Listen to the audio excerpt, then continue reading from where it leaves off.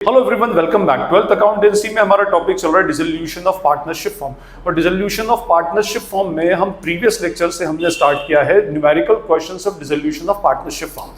और previous lecture में हमने न्यूमेरिकल क्वेश्चन में डिस्कस किया था journal entries of comprehensive question. Comprehensive question means एक ऐसा क्वेश्चन जिसमें पूरा डिसोल्यूशन की प्रोसेस है, पूरा डिसोल्यूशन गिवन है। एक बैलेंस शीट होगी और उसके नीचे डिसोल्यूशन से रिलेटेड एडजस्टमेंट्स होते हैं। तो अगर उसकी जर्नल एंट्रीज करने को आ जाए तो how will we pass the journal entries in such a question. Okay, अब हम इस लेक्चर के अंदर पढ़ेंगे preparation of different ledgers at the time of dissolution. वो कौन कौन से लेजर्स बनेंगे, इसमें रियलाइजेशन अकाउंट कैसे बनेगा, पार्टनर्स कैपिटल कैसे बनेगा, अगर किसी पार्टनर का पर्सनल लोन अकाउंट है तो वो कैसे बनेगा, और फाइनली कैश बुक कैसे बनेगी जो आपका इनफ्लो और आउटफ्लो ऑफ कैश को शो करे।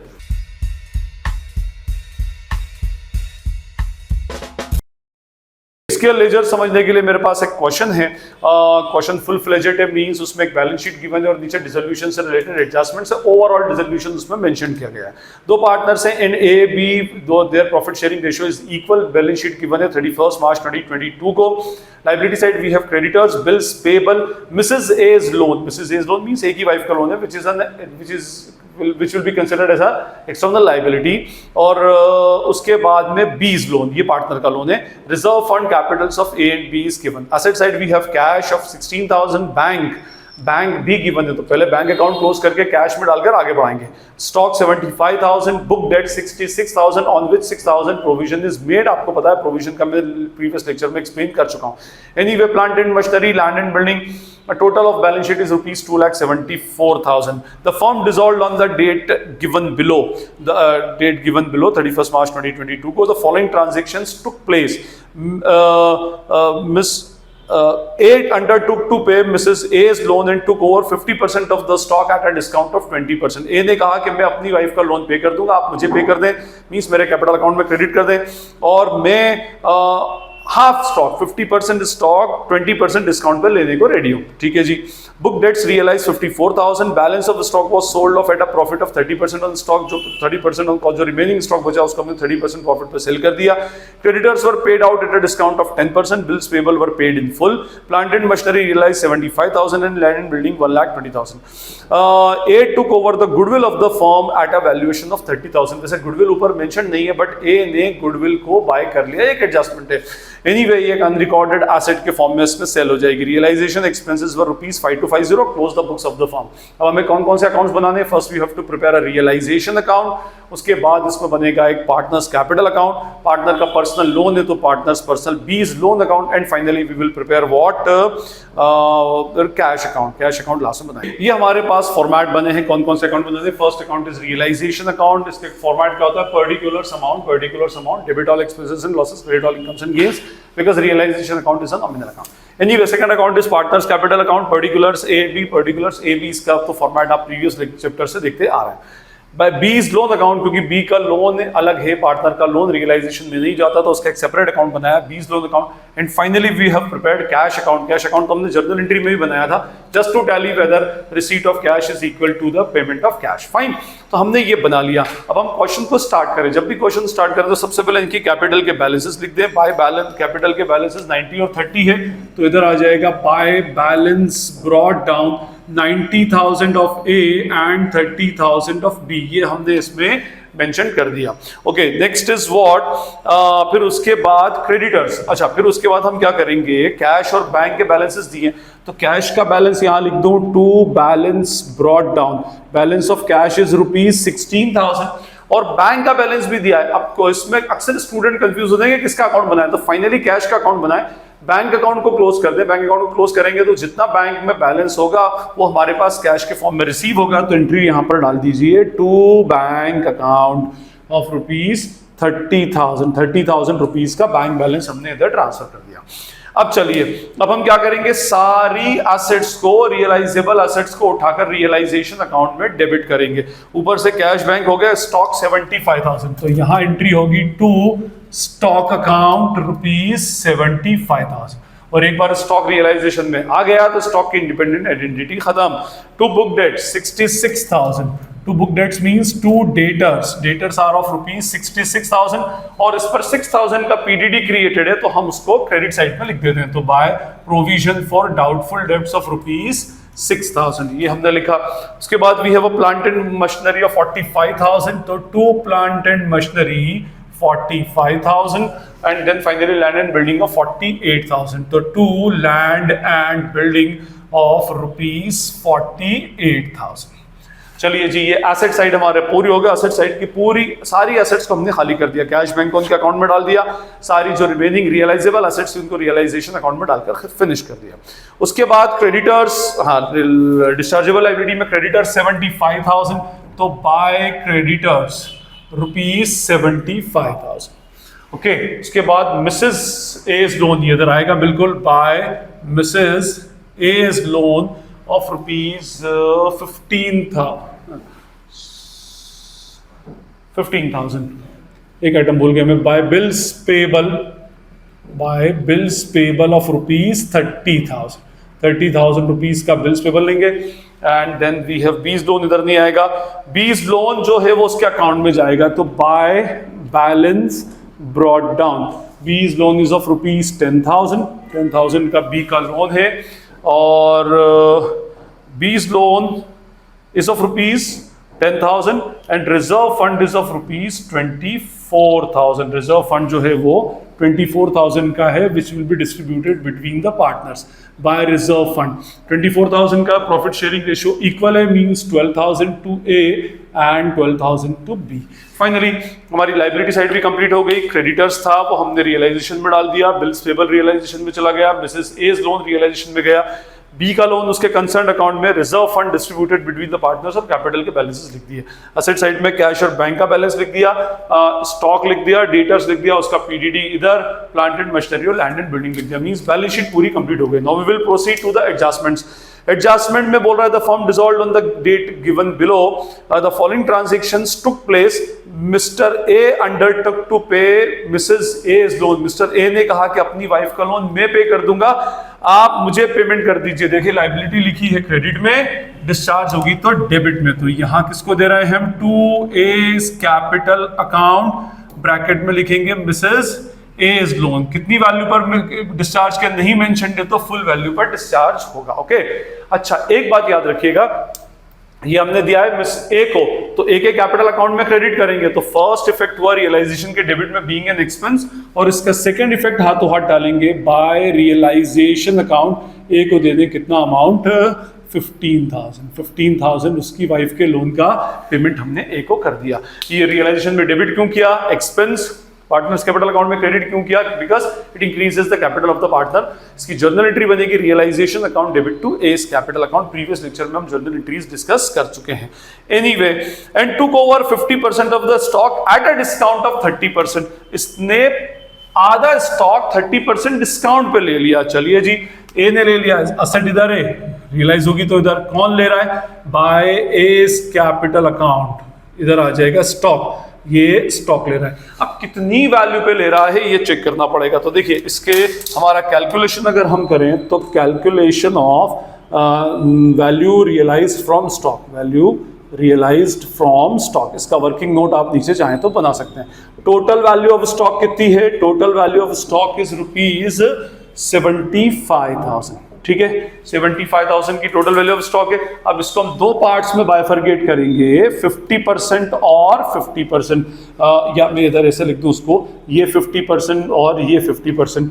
ये 50% जो है 37,500 और 37,500 ये ले लिया है मिस्टर ए ने और कितने पर लिया है 20% डिस्काउंट पर। तो 37,500 का 20% होता है 7,500। तो means he is taking the stock at rupees 30,000। वो 30,000 पर स्टॉक लेने को रेडी है तो हम उसके कैपिटल अकाउंट में 30,000 रुपीज क्रेडिट डेबिट कर देंगे। ठीक है पैसा लेना है हमको उससे। ठीक है तो ये 50% स्टॉक हमने उससे लिया है एज कैपिटल अकाउंट। ए ने कोई और असेट तो नहीं लिए, नहीं। और इसका सेकंड इफेक्ट कहां पर जाएगा, इसका सेकंड इफेक्ट जाएगा पार्टनर्स कैपिटल के 2 में। टू रियलाइजेशन अकाउंट हमें ए से रियलाइज करना है 30,000। अब 30 आधा स्टॉक जा चुका है, आधा स्टॉक अब भी बचा, उसका एडजस्टमेंट फर्दर मोर नीचे है। Anyway, first adjustment done, book debts realise rupees 54,000, realise means we are realising it in cash, तो यहाँ पे एंट्री हो जाएगी बाय कैश अकाउंट और उसमें क्या आ जाएंगे, सबसे पहले डेटर्स कितने पर रियलाइज हुए हैं, डेटर्स रियलाइज रुपीज 54,000, 54,000 में डेटर्स रियलाइज हो गया, स्टॉक अभी आधा गया है। उसके बाद ये बोल रहा है balance of stock was sold at a profit of 30% on cost. अब ये जो बैलेंस ऑफ स्टॉक है 37,500, इसको 30% प्रॉफिट पर बेच दिया, तो 37,500 का 30% होता है 11,250 प्लस 37,500, तो total it is sold for rupees 48,750। हमने 48,750 में इसको स्टॉक को सेल कर दिया, तो half of the stock for rupees 48,750। अब स्टॉक पूरा हो चुका है। Plant and machinery realise 75,000, plant and machinery को बेचा गया है 75,000 रुपीज में, and land and building rupees 1,20,000, तो लैंड एंड बिल्डिंग को सेल किया गया है 1,20,000 में। उसके बाद चेक कर लिया करें कि भाई कहीं कोई अनरिकॉर्डेड एसेट तो नहीं है, तो इस क्वेश्चन के अंदर ऐसी कोई भी अनरिकॉर्डेड एसेट है, यस है, वो मैं जो भूल गया वहां पर एक्चुअली ऊपर एंट्री करनी थी, मैं अभी कर देता हूँ उसकी। यहाँ पर अभी फिलहाल मैं इसका टोटल लगाऊं तो इसका टोटल हो रहा है 54,000 plus 48,750 plus 75,000 plus 1,20,000, 29,750 cash receive होगा तो कैश अकाउंट में डाल देंगे टू रियलाइजेशन अकाउंट 29,750। ओके, अच्छा मैं ये बोल रहा था आपसे कि भाई ए ने एक अनरिकॉर्डेड एसेट गुडविल ले ली है 30,000 रुपीज की, तो उसको ऐसे लिखा जाएगा बाय एस कैपिटल अकाउंट। क्या क्या लिया इसने, स्टॉक लिया है कितने में, 30,000 रुपीज में, और अनरिकॉर्डेड गुडविल ली है इसने वो भी कितने में, 30,000 रुपीज में। टोटल अमाउंट इज रुपीज 60,000 और पार्टनर्स कैपिटल में भी कितना आ जाएगा, 60,000। एनीवे, सारी एसेट्स हो गई, we are left with some liabilities.